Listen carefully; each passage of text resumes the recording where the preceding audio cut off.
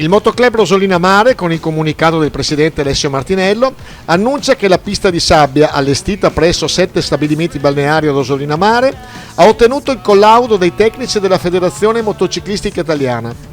ed ora potrà soddisfare le innumerevoli richieste degli amanti delle ruote artigliate in vista della Ruspladina della Befana della terza edizione dei campionati internazionali d'Italia, Super Mare Cross e Super Mare Quad Cross, che si disputeranno a Rosolina Mare il 15 e il 16 febbraio prossimi.